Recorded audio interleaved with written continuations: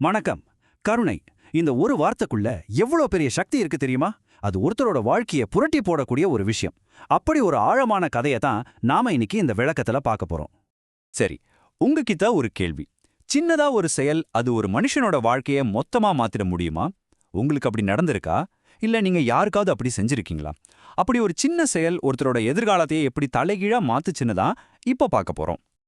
கதையோட ஆரம்பமே ஒரு சின்ன டென்ஷன்ல இருந்து தான் ஸ்டார்ட் ஆகுது.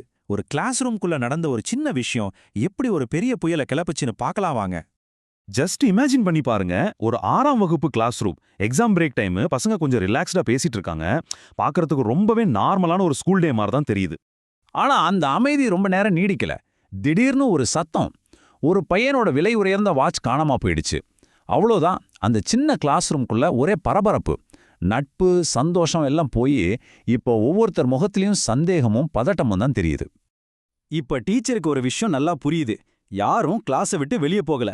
அப்போ வாட்சை எடுத்தது நிச்சயம் இங்க இருக்கிற பசங்கள்ல யாரோ ஒருத்தர் தான். அடடா, நிலைமை ரொம்பவே சிக்கலாயிடுச்சு இல்லையா? ஒவ்வொருத்தர் மேலேயும் சந்தேகம் விழ ஆரம்பிக்குது. அந்த வாட்சை எடுத்த பையனோட மனசுக்குள்ள என்ன ஓடிட்டு இருக்குன்னு யோசிச்சு பாருங்க. ஒரு பெரிய புயலே அடிக்குது. ஐயோ, இப்ப மாட்டிட்டா என்ன பண்றது? எல்லார் முன்னாடி நான் ஒரு திருடன்னு நிக்கணுமா? இந்த அவமானத்துல என் உயிரே போயிடும் போல இருக்கே. இப்படி ஒரு பயங்கரமான மனப்போராட்டத்துக்குள்ள அவன் தவிச்சிட்டு இருக்கான். இப்படி ஒரு இக்கட்டான சூழ்நிலையில அந்த டீச்சர் எடுத்த ஒரு முடிவு தான் இந்த கதையோட ஹைலைட்டே. ரொம்ப வித்தியாசமான ஆனா அதே சமயம் ரொம்பவே புத்திசாலித்தனமான ஒரு வழியை அவர் கையாண்டாரு. அவர் என்ன சொன்னாருன்னு பாருங்க. முதல்ல எல்லாரும் வரிசையா சோற பார்த்து நில்லுங்கன்னாரு. ரெண்டாவது, எல்லாரோட கண்ணே ஒரு துணியால கட்ட போறேன். மூணாவது, இதான் ட்விஸ்ட், நானும் என் கண்ணை கட்டிக்க போறேன். நாலாவது, அதுக்கப்புறம் தான் ஒவ்வொருத்தர் பாக்கெட்டையும் செக் பண்ணுவேன்னாரு. எதுக்கு இப்படி ஒரு வழி? ஒரு மாதிரி திக் திக்குன்னு இருக்குல்ல? அவர் சொன்ன மாதிரியே செஞ்சாரு. ஒவ்வொருத்த பாக்கெட்டா செக் பண்ணிட்டு வர்றாரு. கரெக்டா ஒரு பையனோட பாக்கெட்ல அந்த வாட்ச் கிடைக்குது.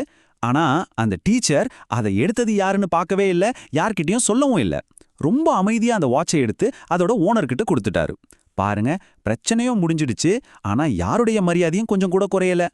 அந்த சம்பவம் அதோட முறிஞ்சு போச்சுன்னு நாம நினைக்கலாம். ஆனா அன்னைக்கு அந்த டீச்சர் எடுத்த அந்த ஒரு முடிவு இருக்கு பாருங்க, அதோட தாக்கம் பல வருஷத்துக்கு அப்புறமும் எதிரொலிக்குது. வாங்க கொஞ்சம் காலத்துல முன்னோக்கி போலாம். அன்னைக்கு நடந்த ஒரு சின்ன கருணையான செயல் ஒரு பையனோட மானத்தை காப்பாத்துச்சு. பல வருஷங்கள் ஓடி போகுது. அதே பையன் இன்னைக்கு ஒரு பெரிய ஆளா வளர்ந்து நிக்கிறான். ஆனா தன் வாழ்க்கைய மாத்தின அந்த ஒரு முக்கியமான பாடத்தை அவன் இன்னும் மறக்கவே இல்ல. ஆமாங்க, அன்னிக்கு பயத்துல நடுங்கிட்டு இருந்த அந்த சின்ன பையன் இன்னைக்கு ஒரு பெரிய பிசினஸ்மேன்.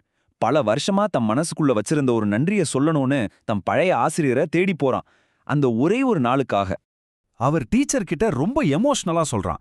சார், அன்னிக்கு நீங்க மட்டும் என்ன காட்டி கொடுத்திருந்தீங்கன்னா என் வாழ்க்கை என்ன ஆயிருக்குன்னே தெரியாது. நீங்க என் மானத்தை காப்பாத்தின ஒரே காரணத்தால தான் நான் இன்னைக்கு இந்த நிலைமையில இருக்கேன். அவனோட ஒவ்வொரு வார்த்தையிலையும் அத்தனை நன்றி. இப்ப நம்ம எல்லாருக்குமே ஒரு கேள்வி மனசுல வரும். சரி, அந்த டீச்சரால எப்படி இத்தனை வருஷமா அந்த பையன் யாருங்கிற ரகசியத்தை காப்பாத்த முடிஞ்சது? எப்படி அவனை அடையாளம் காட்டாம இருந்தாரு? அதுக்கு அந்த டீச்சர் சொன்ன பதில் உண்மையிலே நம்மள ஒரு நிமிஷம் ஆட்டி பாத்துரும். அவர் சொன்னாரு, மகனே, அன்னிக்கு வாட்சை எடுத்தது நீதான்னு எனக்கே தெரியாதுப்பா. ஏன்னா நான் உங்க பாக்கெட்டை செக் பண்ணும்போது நானும் என் கண்களை கட்டிக்கிட்டு தானே இருந்தேன்.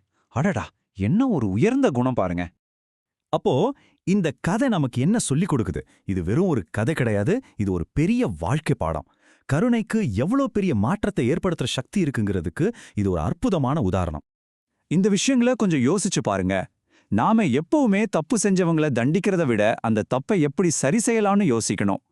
தண்டனைங்கிறது பயத்தை தான் உருவாக்கும். ஆனா கருணை மட்டும்தான் உண்மையான மனமாற்றத்தை கொண்டு வரும். ஒருத்தரை அவமானப்படுத்துறது மனிதாபிமானம் இல்ல, அவங்க திருந்துறதுக்கு இன்னொரு வாய்ப்பு கொடுக்கறதுதான் உண்மையான மனிதாபிமானம். சோ நாம இதுல இருந்து எடுத்துக்க வேண்டிய முக்கியமான விஷயம் என்னன்னா, ஒருத்தர் செஞ்ச தப்ப மட்டுமே பெருசா பார்க்காம அவங்களுக்குள்ள இருக்கிற நல்ல விஷயங்களையும் திறமையையும் பார்க்கிற ஒரு சின்ன முயற்சி அவங்க வாழ்க்கையே மாத்தி அமைச்சிரும்.